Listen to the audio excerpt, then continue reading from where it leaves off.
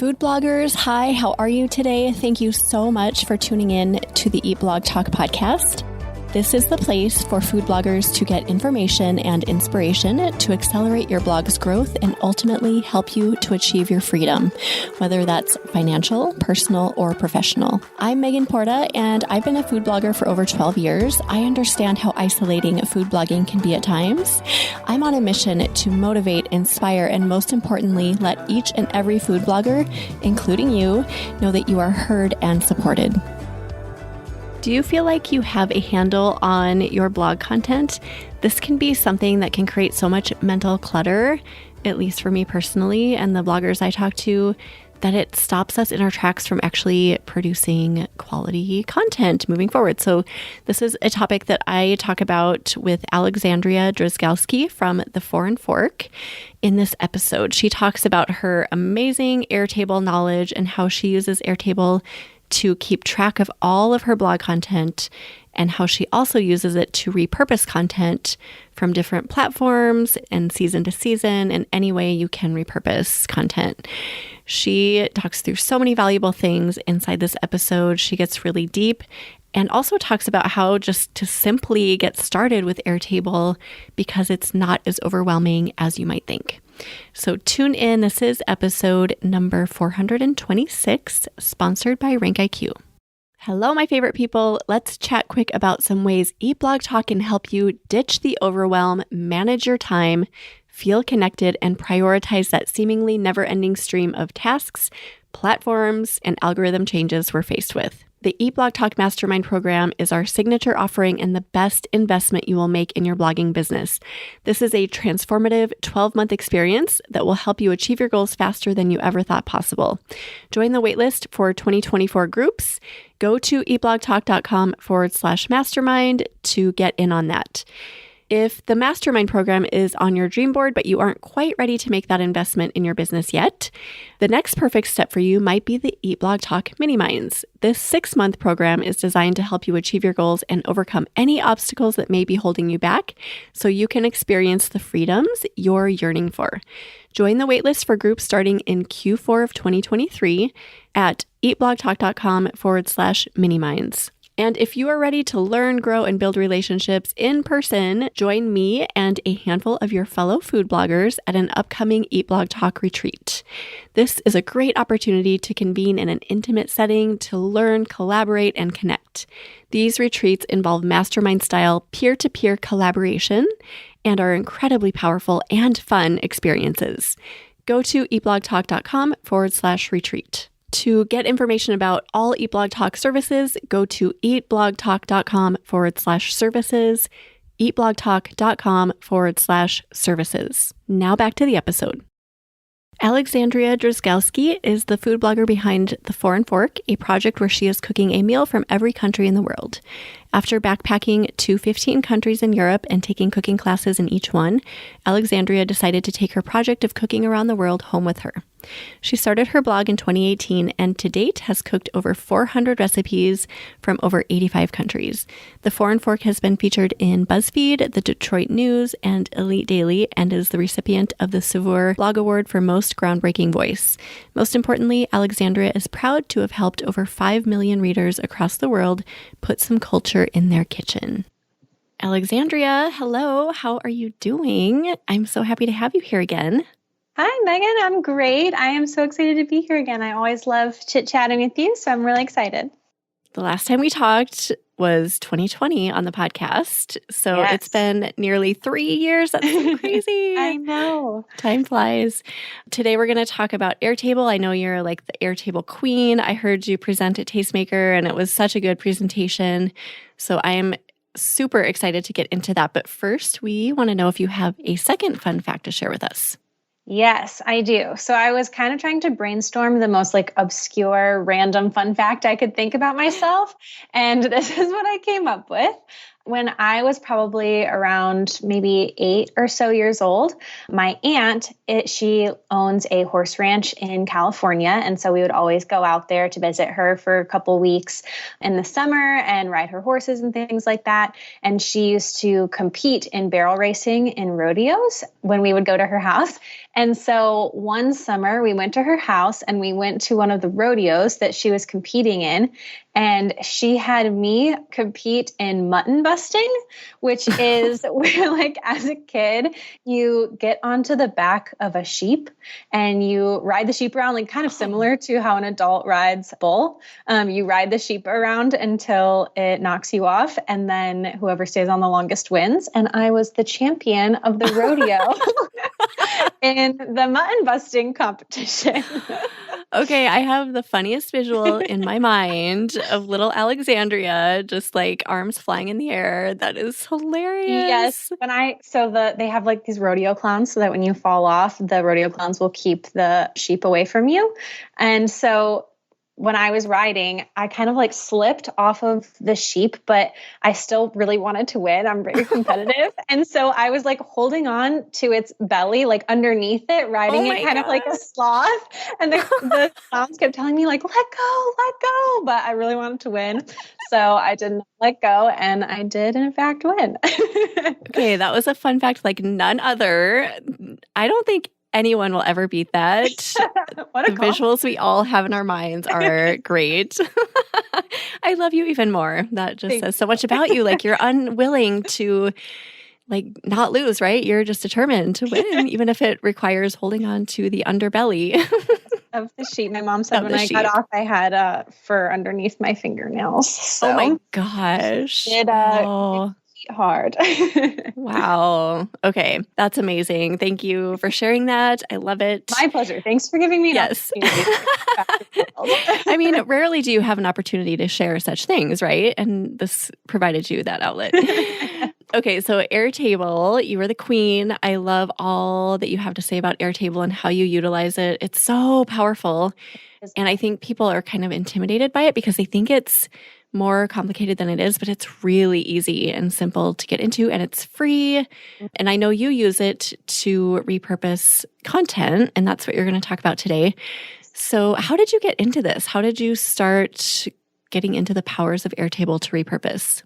Yes. So I absolutely love Airtable, but I didn't start using it specifically as a reason or as a method to repurpose my content. That just kind of came from using Airtable in general after a little bit. So the original reason that I started using Airtable was because I did not really have a list or a master log of all of the content that I had on my blog for a really long time. I kept that list kind of running in my head. And when you're the one making the content, you remember what you have and what you don't have up until a point. But at some point in time, I ended up having, over 350 blog posts and recipes. And at that point, it starts to get a little fuzzy. For a couple of years, I could rely on my memory. But after a couple of years of blogging, I had so much content that I would get confused and I couldn't remember if I'd made something or not. And then all of my content was just kind of getting lost. I was kind of, forgetting what I had and what I had to share and things like that. And so my original purpose for using Airtable was I just wanted to have a system where I just had like one big list of all of the content that I had on my blog with some defining information about it. And so I had originally started by using Google Sheets, and I had tried to use Asana and a couple of other similar types of formats for keeping control of my content.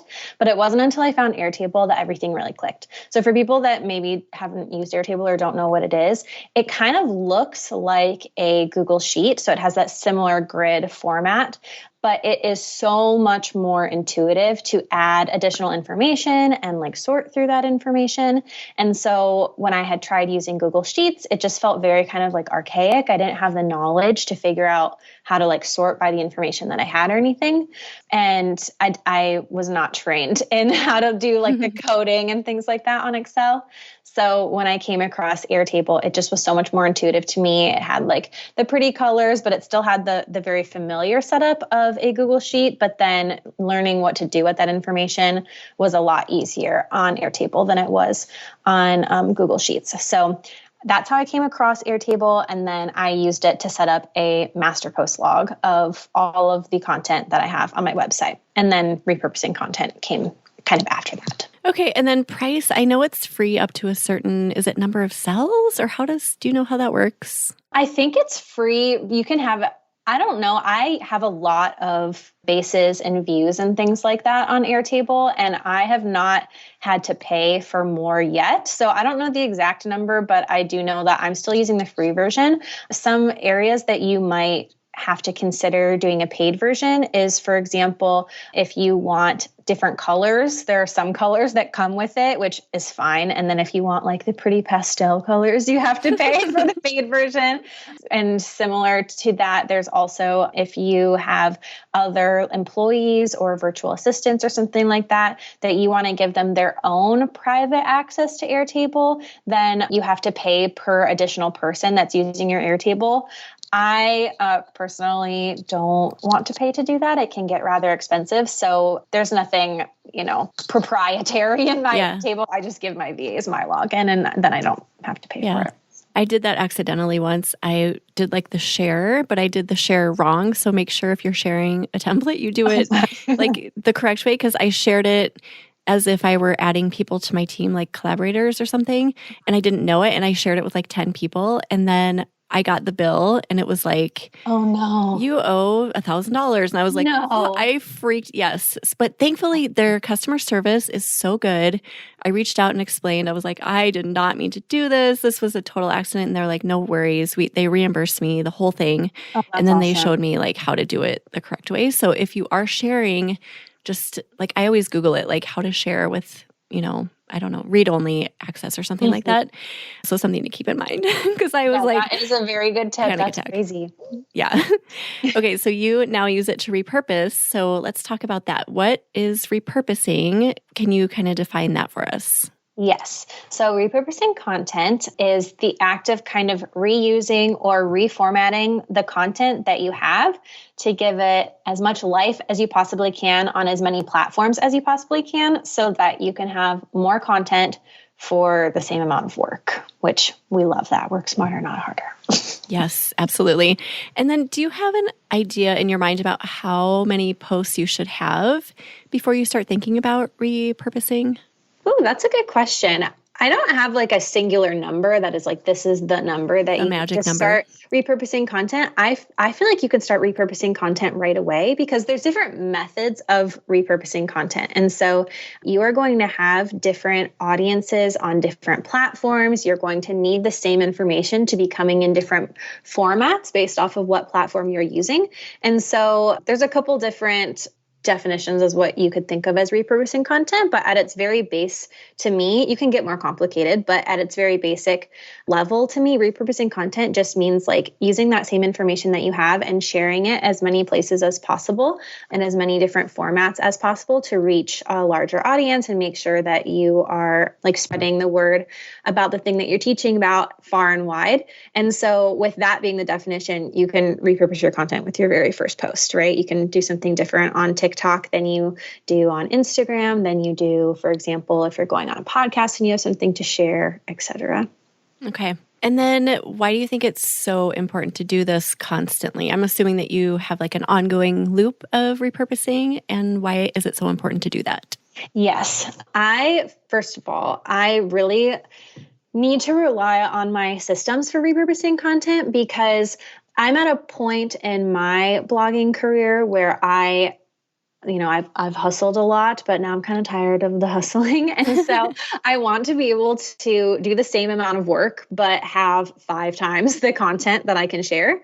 And so what I have right now, just kind of like go backwards a little bit so that you can kind of understand, is I have this master post log on Airtable, and it does have the URL to my blog post. It has the name of my blog post, but it also has a lot of like defining characteristics of the different blog posts so that I can kind of group them in ways that I need to keep track of them. So for example, my blog, the premise of my blog is that I'm cooking a meal from every country in the world. So one of my columns on Airtable is keeping track of what country that recipe is from. I also have columns that are based off of like holidays or seasons. And so repurposing content for me is really important as well, because when I do, for example, if I have like a Italy week on my website, I have this list that shows me all of the content I have for Italy that I can repurpose even though I made Italy a couple of months ago. Or if it's winter time and I want to start sharing winter recipes, this is one big master log that just has all of my winter recipes. And so it is having a system is a way for me to kind of make sure that I am continuing to go back to the content I already made before and kind of give it a new life, make sure that it's seen on my platforms. And then also, if there's ever a time in which you want to start a new platform, that's a great method as well to make sure that you use the same content that you already have to get in front of a new audience. And all of this requires like organization, right? So I think you need kind of a system in place in order to do this effectively. Otherwise, like you were saying earlier, your brain can only handle so much. And then there's a point where it's like, oh my gosh, I have no idea what I did or what I need to do. And then I encounter food bloggers like this all the time that are in that space where they're like, I'm just so confused. Like, I don't know what to do next. And they don't have this log or like a master sheet for them to refer to. So it's super important to have a system. Yes. Yes. And I will admit, the first time that I heard about doing a post log, I was listening to a very old episode of Food Blogger Pro, I think like maybe a couple of months into when I started my blog. And Bjork was talking about, every single time we post something, we put it in this content log and we have a list of the name and the URL. And he was kind of explaining the idea of a content log. And I remember I was like driving for my day job and I was listening to that podcast and I was like, I don't need to know this. This is not something that I need. I know what my content is. And a couple of years later, I was having flashbacks to that episode. I was like sitting at my computer and I was trying to remember how I could make content calendar for the entire winter. And I couldn't remember like kind of what I had. And I had actual flashbacks to listening to that podcast. And I was like, okay, I do need to do this. Sorry for thinking that I didn't need to. Yes, I know. I think somehow we feel like, I don't need to. I can remember. I was that way with podcast guests forever. I was like remembering everyone I talked to and remembering the episode. And then there was a point where I'm like, oh crap, this needs to be, because you just like get to this mental place where you can't take in any more information. So I actually have an Airtable base for all of my podcast episodes and the guests and the number and the date and all of the information that I need, because we just need that. Like we can't assume that we're going to be able to handle that in our minds forever. Exactly. Especially now that you've had your podcast for so long and you have so many episodes, you definitely need like a way to just kind of keep track of that. So that's awesome. I know you use Airtable too, and you really like it as well. So that's cool to hear that you use it for the podcast too. Yes, I love it. It's my favorite. Okay, so talk to us about how you use Airtable to do repurposing. Yes. Okay. So because this is an audio format, I'm just going to kind of try to talk through how I have my Airtable set up and the different methods that I use as examples. Some of the things I'm going to share with you are just like examples of how I use it, but there are like infinite ways that you can store your content on Airtable. So this is how I do it, but also keep in mind that the things I need to know might not be exactly the things that the people listening to this need to know. And it's really easy for them to kind of take this knowledge and then adjust as necessary. Okay. So on my Airtable, I have one master post log, and that has the name of each article of mine, the URL to it, and then, like I said, some defining characteristics of each of those blog posts. And so that could be things like I mentioned, holidays, seasons, country, etc. And then I also have some different columns that are just very simply checkboxes. And so there will be a checkbox column, for example, shared on Facebook or shared on TikTok, shared on YouTube Shorts.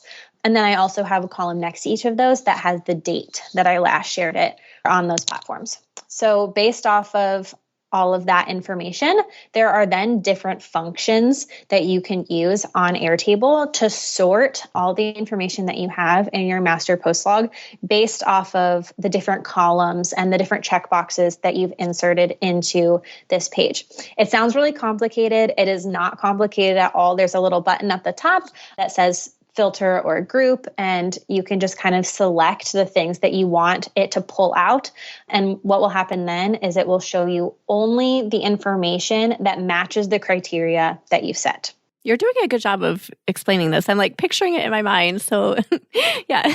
Yes. Okay. So I was going to ask if you had any questions on that, but that's good to know. So yeah. For example, my favorite function on Airtable that I use the most frequently is the filter function. So this will kind of, once you select the filter button, there will be a list of all of the columns that you have on your entire Airtable. And you can go through and check them and check which ones you want the content to be filtered by. So for example, if I wanted to show all of my seasonal content that needed to be reshot, I would have a column on my Airtable that's just on my master log. And every single time I put an article into my master log, there would be a column on my Airtable that has a place for me to fill in the season. So I would fill in every time I post a recipe, if I think that this is winter leaning content or like summer content that fits like summer food, I would put that season in that column. And then I also have a column that's called up-to-date photos. And so every time I post a new article, I have my up-to-date photos, like the checkbox is checked there because all of my photos in that case are new. But going back in my blog, there are a lot of photos that are not up to date. And so the checkbox in that column for those really old photos would not be checked. So for example, if winter's coming up and I want to filter my content by the winter content that's coming up that needs new photos because the photos are bad, I would just be able to filter based off of those two columns where I could say, show me all of the columns that are winter and also all of the ones that are not having up-to-date photos. And it would just pull up all of those specific posts that match that criteria. And then I'd be able to use that as a checklist to go through my content from there. So that's kind of a basic example of how the filter function works. Yeah, that's amazing. And you can filter like different columns at the same time is kind of what you're saying. So it doesn't have to be, and I feel like in Google Sheets, it gets a little more confusing. Like you were saying, I don't know all of the equations or whatever they call it there, but in Airtable, it's just like, you just filter and that's it. It's so easy. Yes. My fiance is a data analyst by day. And so his entire job all the time is going through different Google Sheets or Excel spreadsheets and doing, can't remember what he calls them, but it's like he has to literally key in code in order to have it like filter by columns and stuff. And so on this, it's just so much more like user-friendly, intuitive. You don't have to be a data analyst to be able to do this. You can just click the button and it will do all of that hard work for you. I haven't even had to pull up Airtable. You just like, that was such a good explanation. I think everyone's going to know exactly what you're talking about. Thank you. Yeah. So nice. I know it's hard to like describe visually something when people can't see what you're talking about. So you did awesome. And then as far as like, you mentioned the view, it's kind of like a spreadsheet view that is the default, but you can also switch views. So can you talk about the different views? Yes, there are a few different views. And also for anyone that's listening to this, if you're really interested in Airtable, you can also kind of pull up an Airtable on your computer while you're listening to this and kind of like click through the views while I'm talking through them, if that's helpful for you.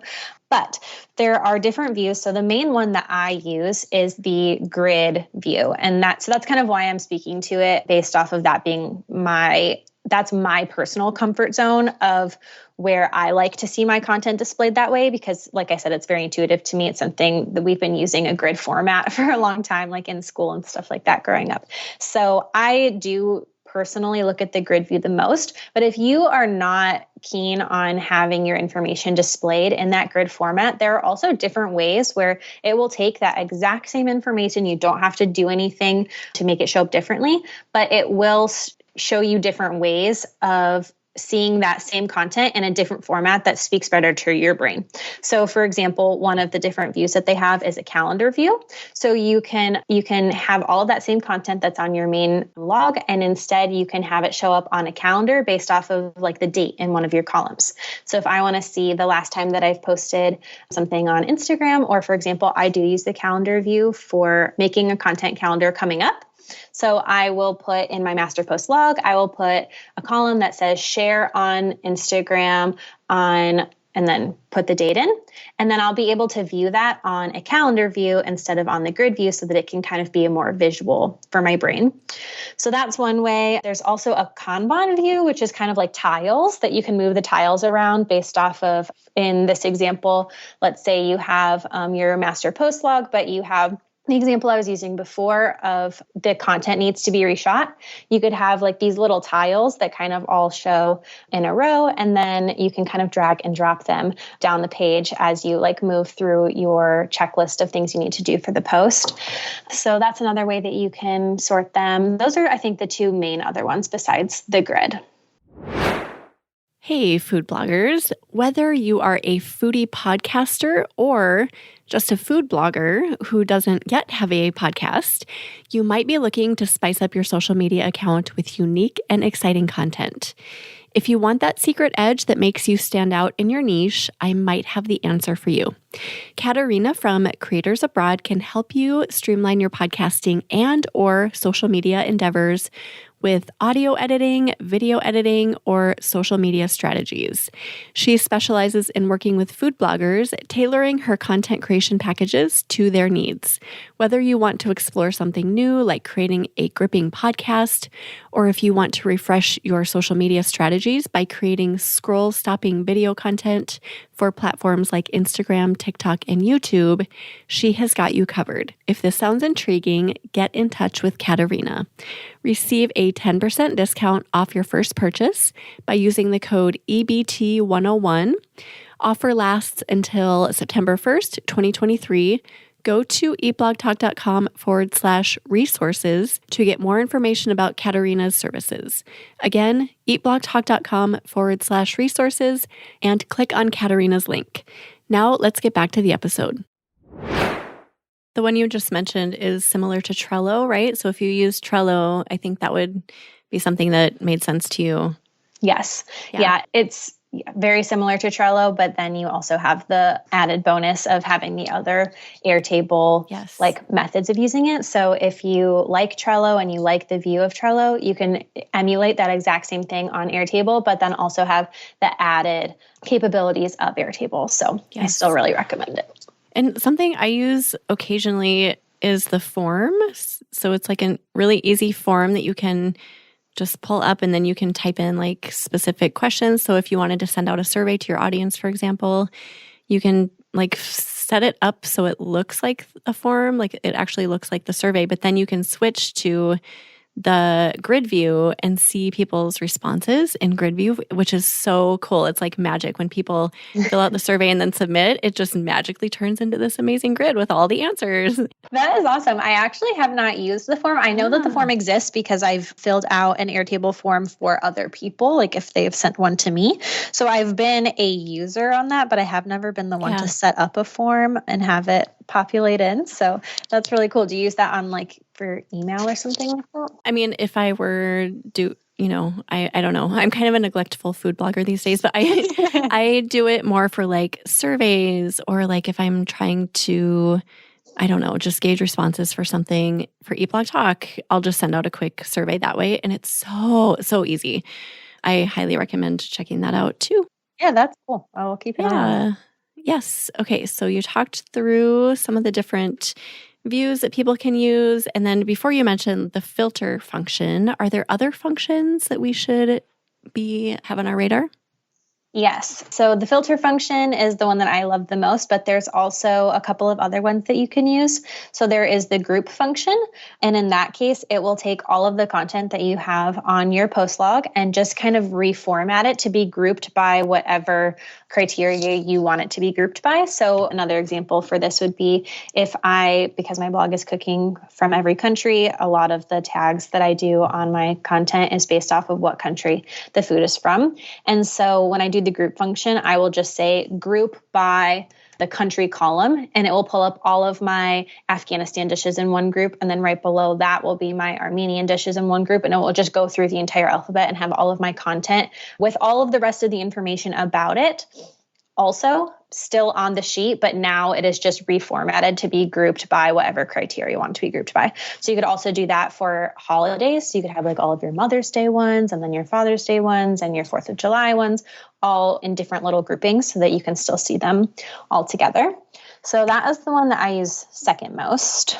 I don't use that one. I feel like I get confused with filter and group, I guess. So group is more like just chunking them together in like little batches? Yes. Filter gets rid of all of the ones that don't match a specific criteria. Okay. And group keeps all of the exact same information on your spreadsheet, but it just reformats it to like be in a different order based off of the criteria that you want. So group doesn't eliminate anything. Correct. If I wanted to see only my Italian posts, I would filter based off of Italy, and it would only keep my Italian posts on there. If I wanted to see every single country I've ever cooked with all of them being grouped with the rest of the recipes from that country, then I'd use the group function. Okay, gotcha. Yeah. Okay, any other functions you love? Yes. And then one of the last ones that I use a lot is the sort function.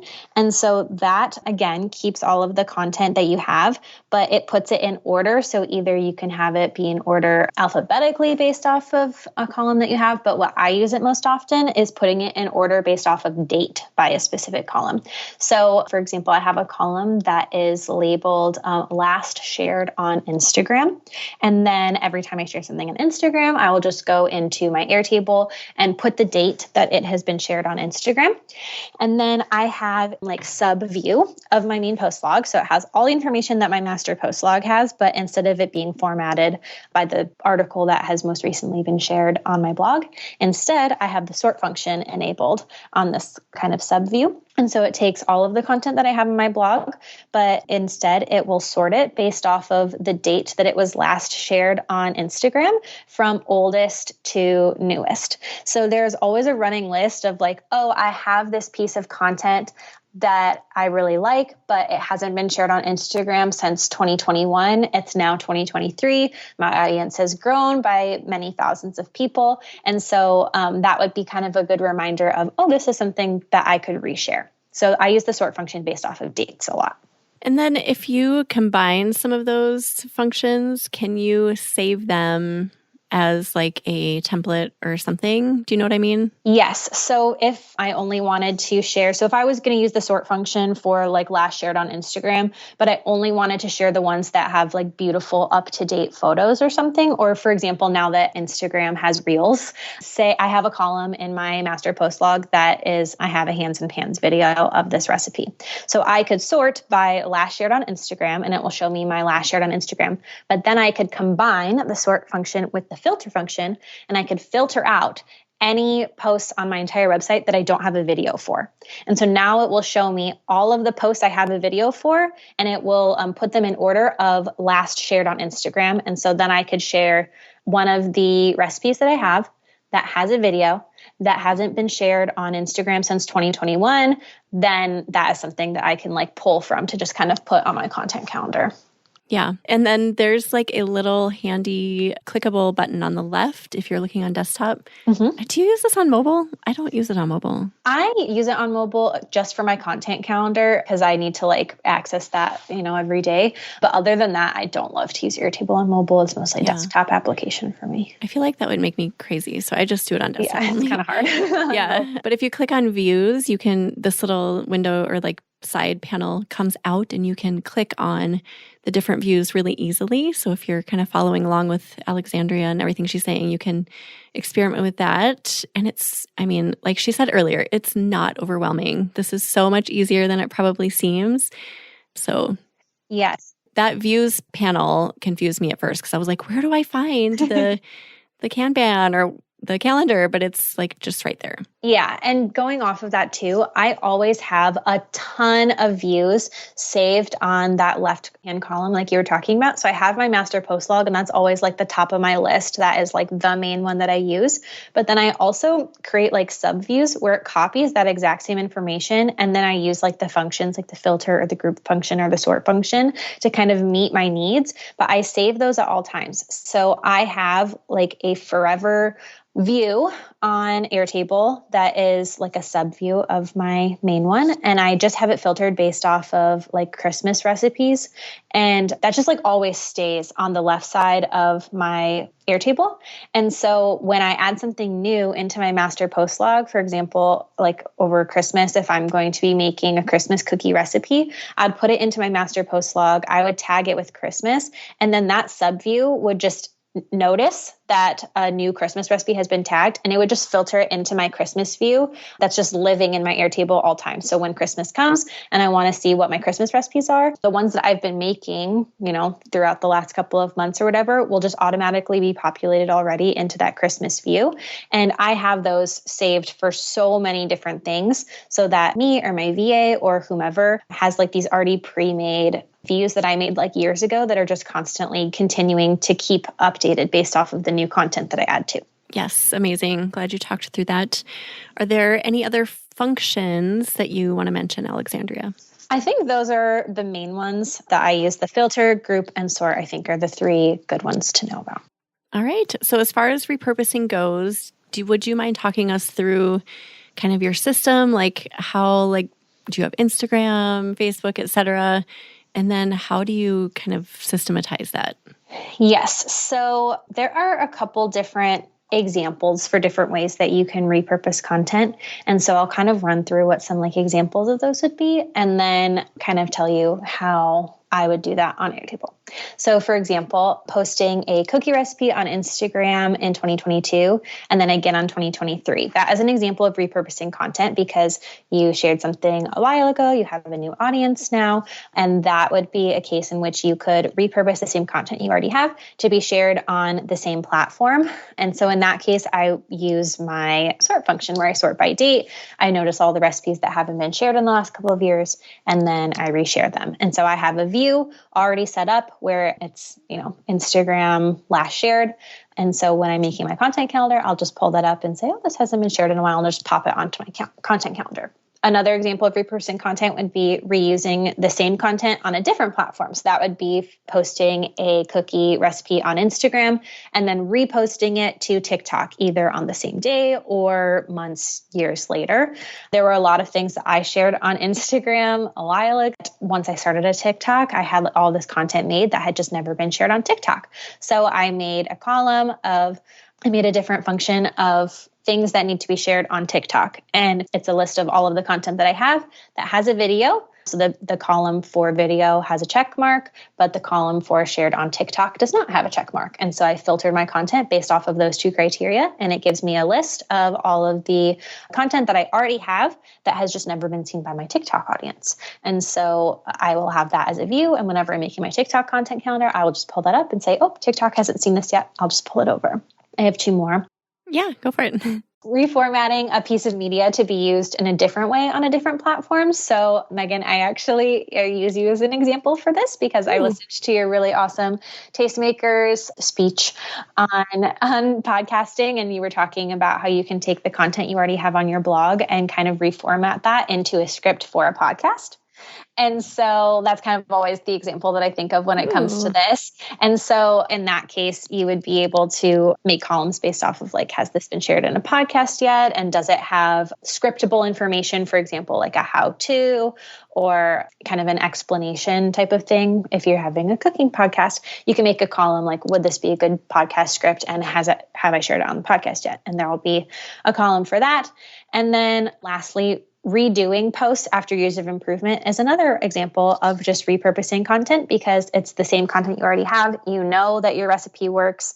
You know that it's a delicious recipe, but maybe you need to have updated photos or updated video. And so in that case, I do have different views on Airtable that are sorted by if I have old photos or if I need a video or if it needs to be rewritten based off of new keywords. I have columns for those things, and I have kind of views that combine all of those things that let me know, oh, this is a post from 2019 that needs new photos, it needs a new video, it needs to be rewritten, and I can republish this like a brand new post because it's so old that it can kind of be reshared with my audience just like it's new and they probably wouldn't even realize.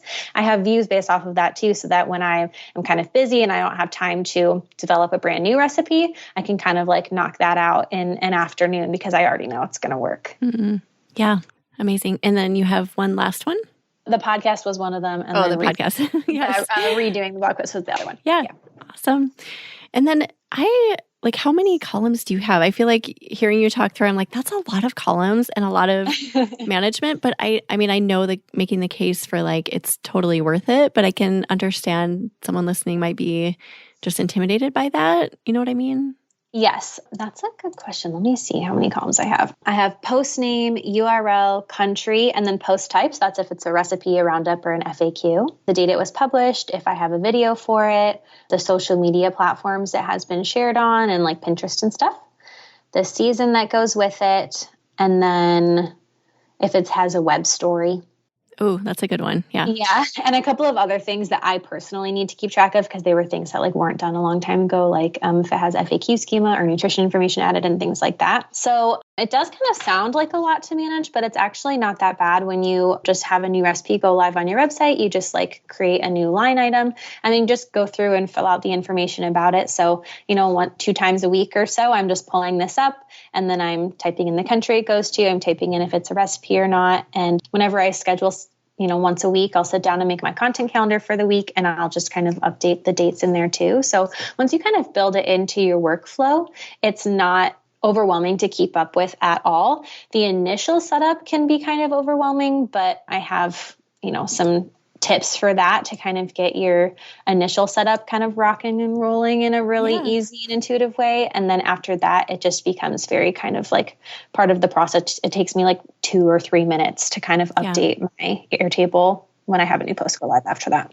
Maybe that's the initial startup is kind of the overwhelming part. So do you want to talk through that for anyone who's like, well, this sounds great, but I don't know if I have that time to invest? Yes. Yeah. So there are 2 different ways that you can go about getting an initial Airtable set up. And that, like I said, is the hefty part. Getting it set up and filling in all of the content, all the information on the content you already have, that is an investment of time. Like there's no sugarcoating that. But once you have it, then it's not that hard after that. So it's just the process of getting it set up that you need to make as easy on you as possible. So you can either do it manually or there's an automated side to this. And so when I set up my personal Airtable, I didn't know that there was a way to automate this. And so back in like 2021, I think, I sat down for literally a full week. I was with my parents for the week. And so I didn't have my stuff to be doing my cooking or anything. And so all my working hours were like me manually making a new line item for every single article that I have and then filling in all the information. And it took me so long. It took me days. Then I came home and I showed my fiance, who's the data analyst, oh, look at what I did. I put it all together. It took me ages. And he looked at it and he was like, why would you do it like that? No. Why did you do it manually? And I was like, I don't know. I just thought that was the only way. So based off of that information, we actually looked into it together and there was a much easier way to do that. So don't make the same mistake I did. I'm going to tell you the plugin for anybody listening to this if you want to do it. There is a plugin called WP All Export, and it exports any WordPress data to like an XML or a CSV file. And you can kind of select the information that you want it to collect about all of the recipes and posts that are already live on your website. And it will just turn that into a big list for you. And then you can just like import that directly into Airtable, which is very intuitive. It has like a little import function. You click that and you click the Excel file. I did the same mistake you did. You did? You did it all manually too? And I have probably 5 times or more the amount of information or posts that you have. So it was crazy. It's kind of embarrassing to admit how much time I spent on that. Yes, same. It is embarrassing to admit, especially because then once we found this, we started looking through it and I was like, are you kidding me? I could have done this in a couple of gosh. Oh my gosh. Yeah. The thing to know about that WP All Export plugin is that it will export all of the information that you have told it to, but it does kind of make it a little clunky to import into Airtable. And so it's certainly a lot easier than what I did. Like you get a list of information in like seconds rather than hours or days, but it still does have like a little bit of manual work that can be alleviated a lot if you know how to do like the codings and the functions and the formats on Excel in order to get it to pop into Airtable really, really beautifully. I personally do not have that level of knowledge. And so having that plugin would make everything way better than what I did, but not as easy as it possibly could be because I don't know how to like code, how to organize the data that it has given me. So I do also have my fiance that I was telling you about that helped me kind of figure all this out. He does Airtable setups for food bloggers all the time. That's something that he absolutely loves to do. He has so much fun doing it, and he loves like calling me over when one's done and being like, look at all of this, look at all the cool things I made it do that they wanted. We need people like him. Yeah, he like geeks out about it so much. And so if it's something that you like really want to get an Airtable set up, but you don't know how to do it, or you don't want to worry about learning the plugin, or you don't want to worry about learning how to do the additional stuff that you still kind of have to do when you have the plugin, you can reach out to him. He's very affordable and he loves to do it. So I can give you his email.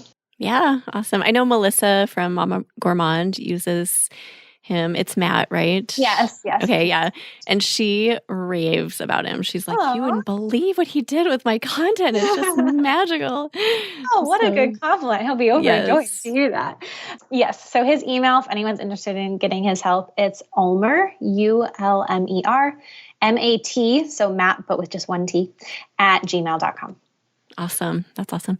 And then what else do we need to know about getting started? With Airtable? Yes. I would just say my biggest advice for getting started is to do it before you think you need to do it. Because don't be like Megan and I, where you think you've got it handled until one day your brain is swimming and you're like, what the heck? I don't know what to do. It is so much easier to just get it started from the beginning, way before you ever think you need it, and then keep it going instead of going back and doing what we did. So if you are listening to this, starting right now is easier than starting anytime after this. So no matter where you are now, start now, and then your life will be easier moving forward.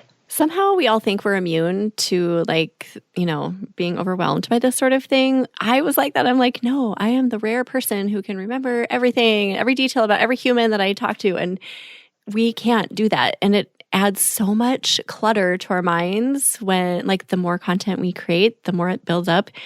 It's crazy. So I work with food bloggers all the time who are just to that point where they can't, they're almost like deer in the headlights. They don't know how to function as food bloggers because there's that mental clutter.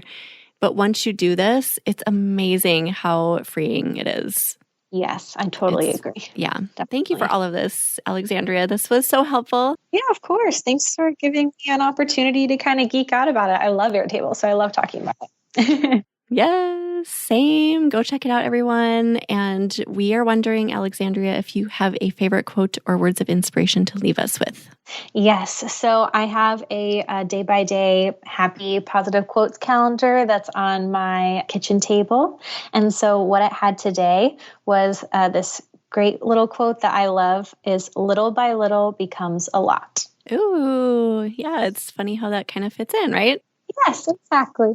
Awesome. So you already mentioned how people can reach out to Matt. Why don't you share where people can find you and your socials, your blog, and anything else you want to mention? Yes. If you have any questions on Airtable or food blogging or anything else, I am at The Foreign Fork. That's FOREIGN, The Foreign Fork. And that is on all of the platforms, Instagram, Facebook, YouTube, TikTok, etc.